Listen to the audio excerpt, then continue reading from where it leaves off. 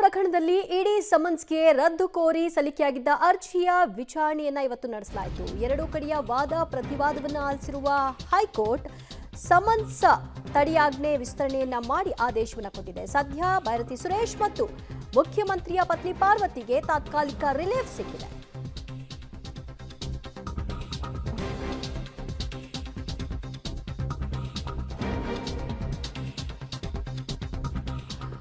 ಮೂಡ ಪ್ರಕರಣದಲ್ಲಿ ಸಿಎಂ ಪತ್ನಿ ಮತ್ತು ಸಚಿವ ಭೈರತಿ ಸುರೇಶ್ಗೆ ತಾತ್ಕಾಲಿಕ ರಿಲೀಫ್ ಸಿಕ್ಕಿದೆ. ಮತ್ತೆ 10 ದಿನಗಳ ಕಾಲ ಸಿಎಂ ಪತ್ನಿ ಮತ್ತು ಸಚಿವ ಭೈರತಿ ಸುರೇಶ್ಗೆ ಈ ರಿಲೀಫ್ ಸಿಕ್ಕಿರೋದು.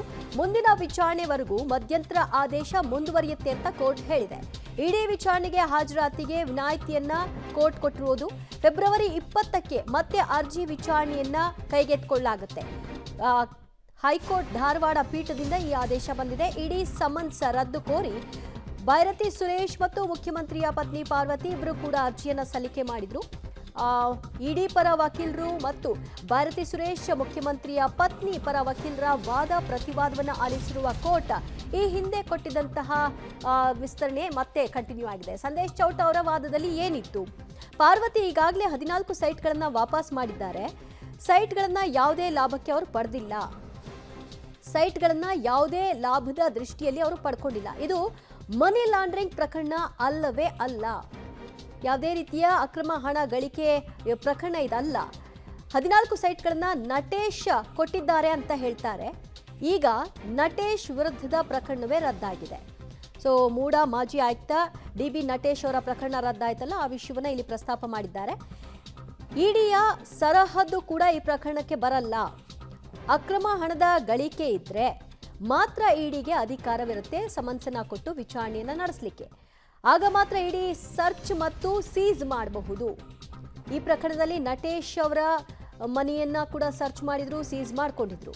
ಡಿ.ಬಿ. ನಟೇಶ್ ಪ್ರಕರಣದಲ್ಲಿ ಇಡಿಯ ಸರ್ಚ್ ಮತ್ತು ಸೀಸ್ ಈಗಾಗಲೇ ರದ್ದಾಗಿದೆ. ಈ ವಿಷಯವಾಗಿ ಅಲ್ಲಿ ಪ್ರಸ್ತಾಪ ಮಾಡ್ತಾರೆ.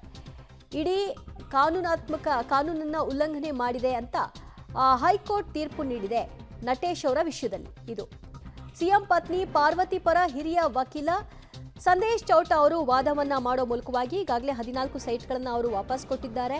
ಇದು ಮನಿ ಲಾಂಡ್ರಿಂಗ್ ಪ್ರಕರಣ ಅಲ್ಲವೇ ಅಲ್ಲ. 14 ಸೈಟ್ಗಳನ್ನ ನಟೇಶ್ ಕೊಟ್ಟಿದ್ದಾರೆ ಅನ್ನೋ ಆರೋಪ ಆಯಿತು ಅಂತೆಲ್ಲ ಹೇಳಿದ್ರು. ಇನ್ನು ಮುಂದುವರೆದಂತೆ ಸಿ.ವಿ. ನಾಗೇಶ್ ಭೈರತಿ ಸುರೇಶ್ ಪರವಾಗಿ ವಾದವನ್ನ ಮಂಡಿಸಿದ್ರು. ಭೈರತಿ ಸುರೇಶ್ ಈ ಪ್ರಕರಣದಲ್ಲಿ ಆರೋಪಿಯೂ ಅಲ್ಲ. ಸುರೇಶ್ಗೂ ಈ ಪ್ರಕರಣಕ್ಕೂ ಯಾವುದೇ ರೀತಿಯ ಸಂಬಂಧಗಳು ಇಲ್ಲ. ಅವರು ನಗರಾಭಿವೃದ್ಧಿ ಸಚಿವರು ಅನ್ನೋ ಕಾರಣಕ್ಕೆ ಮಾತ್ರ ಅವ್ರನ್ನ ಲಿಂಕ್ ಮಾಡಲಾಗ್ತಾ ಇದೆ. ಆದರೂ ಕೂಡ ಇಡಿ ಭೈರತಿ ಸುರೇಶ್ಗೆ ಸಮನ್ಸನ್ನ ಕೊಟ್ಟಿದೆ. ಇದು ಕಾನೂನು ಬಾಹಿರ ಅಂತ ಅವರು ಹೇಳ್ತಾರೆ ಮತ್ತು ಖಾಸಗಿತನದ ಉಲ್ಲಂಘನೆ ಆಗುತ್ತೆ ಅಂತ ವಾದವನ್ನ ಮಾಡ್ತಾರೆ ಸಿ.ವಿ. ನಾಗೇಶ್. ಸುರೇಶ್ ಪಾತ್ರ ಇದೆ ಅನ್ನೋದಕ್ಕೆ ಒಂದು ದಾಖಲೆಗಳು ಕೂಡ ಇಡಿ ಬಳಿ ಇಲ್ಲ. ಆದರೂ PMLA ಅಡಿ ಪ್ರಕರಣದಲ್ಲಿ ಸಮನ್ಸನ್ನ ಭೈರತಿ ಸುರೇಶ್ ಅವರಿಗೆ ಕೊಡಲಾಗಿದೆ. ವೈಯಕ್ತಿಕ ವಿವರಗಳನ್ನು ಕೇಳಲಾಗಿದೆ. ನಟೇಶ್ ಮನೆಯ ಮೇಲೆ ದಾಳಿ ಮಾಡಿರೋದು ಕೂಡ ಕಾನೂನಾತ್ಮಕ ಅಲ್ಲ. ನಟೇಶ್ ಮನೆ ಮೇಲೆ ದಾಳಿ ನಡೆದಂತಹ ವಿಚಾರವಾಗಿಯೂ ಕೂಡ ಸಿ.ವಿ. ನಾಗೇಶ್ ಮಾತನಾಡ್ತಾರೆ. ಮನೆಯಲ್ಲಿ ವಶಪಡಿಸಿಕೊಂಡ ದಾಖಲೆಗಳು ಕಾನೂನಾತ್ಮಕ ಅಲ್ಲ. ಸುಮ್ಮನೆ ಆರೋಪ ಮಾಡಬಾರ್ದು ಅಂತ ನಾಗೇಶ್ ಅವರು ವಾದವನ್ನ ಮಾಡ್ತಾರೆ. ಈ ಬಗ್ಗೆ ಮತ್ತಷ್ಟು ಮಾಹಿತಿ ಪಡೆಯೋಣ ನಮ್ಮ ಪ್ರತಿನಿಧಿ ಮುರಳೀಧರಿಂದ. ಮುರಳೀಧರ್, ಈಗ ಈ ಪ್ರಕರಣದ ರದ್ದು ಕೋರಿ ಅರ್ಜಿಯನ್ನ ಸಲ್ಲಿಕೆ ಮಾಡಲಾಗಿತ್ತು. ನಟೇಶ್ ವಿಷಯವನ್ನ ಇಲ್ಲಿ ಭೈರತಿ ಸುರೇಶ್ ಮತ್ತು ಮುಖ್ಯಮಂತ್ರಿಗಳ ಪತ್ನಿ ಪರವಾಗಿ ವಾದವನ್ನ ಮಾಡಿರುವಂತಹ ವಕೀಲರು ನಟೇಶ್ ವಿಷಯವನ್ನ ಇಲ್ಲಿ ಪ್ರಸ್ತಾಪ ಮಾಡಿದ್ದಾರೆ. ಅಂದ್ರೆ ನಟೇಶ್ ಮೂಡಾದ ಮಾಜಿ ಆಯುಕ್ತರಾಗಿದ್ರು ಕೂಡ ಹೈಕೋರ್ಟ್ನಲ್ಲಿ ಅವರ ಪ್ರಕರಣ ರದ್ದಾಗಿದ್ರಿಂದ ಇಲ್ಲಿಯೂ ಕೂಡ ರದ್ದಾಗಬೇಕು ಅನ್ನುವಂತಹ ಆ ಲೈನ್ನೇ ಇಟ್ಕೊಂಡು ವಾದ ಮಾಡ್ತಾ ಇದ್ದಾರೆ. ಖಂಡಿತವಾಗಿದ್ದೀವಿ. ಯಾಕೆಂದರೆ ಈ ಪ್ರಕರಣಕ್ಕೆ ಸಂಬಂಧಪಟ್ಟಂತೆ ಇಡಿ ಮಾಡಿರುವಂಥ ಮನಿ ಲ್ಯಾಂಡ್ರಿಂಗ್ ಆ್ಯಕ್ಟ್ನ ಅಡಿಯಲ್ಲಿ ದಾಖಲು ಮಾಡ್ಕೊಂಡಂಥ ಪ್ರಕರಣವೇ ಸರಿಯಲ್ಲ ಅನ್ನೋದ್ರ ಬಗ್ಗೆ ತಮ್ಮ ವಾದವನ್ನು ಮಂಡನೆಯನ್ನು ಮಾಡ್ತಾ ಇರೋಂಥದ್ದು. ಜೊತೆಗೆ ಪಾರ್ವತಿಯವರು ಕೊಟ್ಟಂಥ 14 ಸೈಟ್ಗಳೇಂತ ಅದನ್ನು ವಾಪಸ್ ಆಗಿ ಈಗಾಗಲೇ ಅವರು ಕೊಟ್ಟಿದ್ದಾರೆ. ಅದರಿಂದ ಯಾವುದೇ ರೀತಿಯ ಲಾಭವನ್ನಾಗಲಿ ಅಥವಾ ಅದರಿಂದ ಯಾವುದೇ ರೀತಿಯ ಅನುಭವವನ್ನು ಅಂದರೆ ಅದರಿಂದ ಲಾಭವನ್ನಾಗಲಿ ಯಾವುದೇ ರೀತಿಯ ಬೇರೆ ಬೇರೆ ರೀತಿಯ ಡೆವಲಪ್ಮೆಂಟ್ಗಳನ್ನು ಅದರಿಂದ ಪಡ್ಕೊಂಡಿಲ್ಲ.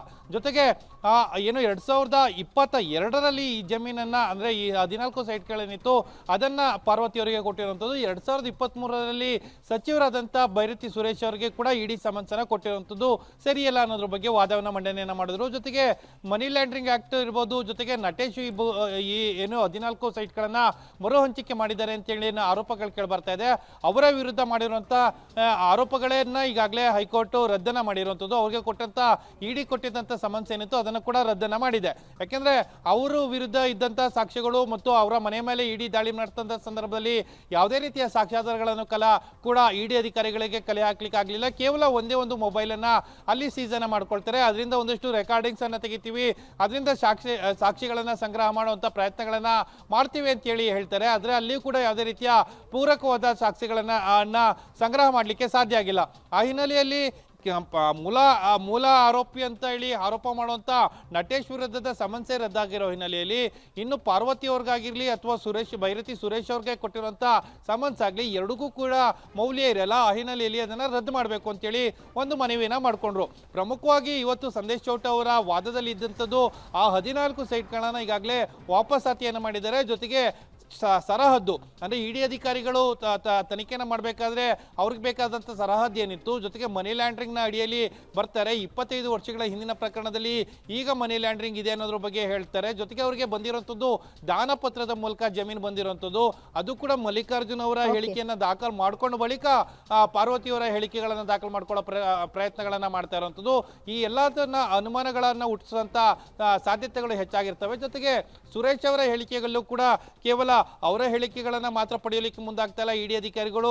ಅವರ ಕುಟುಂಬಸ್ಥರು, ಅಳಿಯ, ಸಹೋದರ, ಅವರ ಸಹಚರರು, ಅವರ ಫಾಲೋವರ್ಸ್ ಯಾರ್ಯಾರಿರ್ತಾರೆ ಅವರ bank details, Aadhaar card, PAN card ಇದೆಲ್ಲದ್ರ ಬಗ್ಗೆ ಕೂಡ ಮಾಹಿತಿಗಳನ್ನ ಕೇಳ್ತಾ ಇರೋಂಥದ್ದು ಸಾಕಷ್ಟು ಸಂಶಯಾಸ್ಪದವಾಗಿ ಇದೆ ಇಡಿ ತನಿಖೆಯಲ್ಲಿ ಅನ್ನೋದ್ರ ಬಗ್ಗೆ ಆರೋಪನ ಮಾಡುವಂಥದ್ದು. ವಾದ ಪ್ರತಿವಾದವನ್ನು ಆಲಿಸ್ತಾರೆ. ಜೊತೆಗೆ ASG ಅರವಿಂದ್ ಕಾಮತ್ ಅವರು ಒಂದು ಕಾಲಾವಕಾಶವನ್ನು ಕೂಡ ಕೇಳುವಂಥದ್ದು, ಆಕ್ಷೇಪಣೆಯನ್ನು ಸಲ್ಲಿಕೆ ಮಾಡಲಿಕ್ಕೆ ಕಾಲಾವಕಾಶವನ್ನು ಕೇಳ್ತಾರೆ. ಆ ಹಿನ್ನೆಲೆಯಲ್ಲಿ 20ನೇ ತಾರೀಕು ಅಂದ್ರೆ ಫೆಬ್ರವರಿ 20ನೇ ತಾರೀಕು ಅರ್ಜಿ ವಿಚಾರಣೆ ಮುಂದೂಡಿಕೆಯಾಗಿದೆ. ಅಲ್ಲಿಯ ತನಕ ಈಗ ಏನ್ ರಿಲೀಫ್ ಏನಿತ್ತು, ವಿಚಾರಣೆಗೆ ಹಾಜರಾಗದೇ ಇರುವಂತ ರಿಲೀಫ್ ಏನಿತ್ತು ಅದು ಇನ್ನೂ 10 ದಿನಗಳ ಕಾಲ ಮುಂದೂಡಿಕೆಯಾಗುವಂಥದ್ದು. ಆಕ್ಷೇಪಣೆ ಸಲ್ಲಿಕೆಯನ್ನ ಮಾಡಿ ವಾದ ಪ್ರತಿವಾದ ಆಗಿ ಅಂತಿಮ ಆದೇಶ ಯಾವತ್ತು ಬರುತ್ತೆ ಅಲ್ಲಿಯ ತನಕ ಕೂಡ ಬಹುತೇಕ ಅವರಿಗೆ ರಿಲೀಫ್ಸ್ ಅನ್ನ ಮುಂದುವರಿಸುವಂತ ಸಾಧ್ಯತೆಗಳು ಕೂಡ ಇರುವಂತದ್ದು. ದಿವ್ಯಾ, ಮುರಳಿ ಸಂಪರ್ಕದಲ್ಲಿರಿ, ಇನ್ನಷ್ಟು ಮಾಹಿತಿ ನಿಮ್ಮಿಂದ ಪಡೆದುಕೊಳ್ತೀವಿ.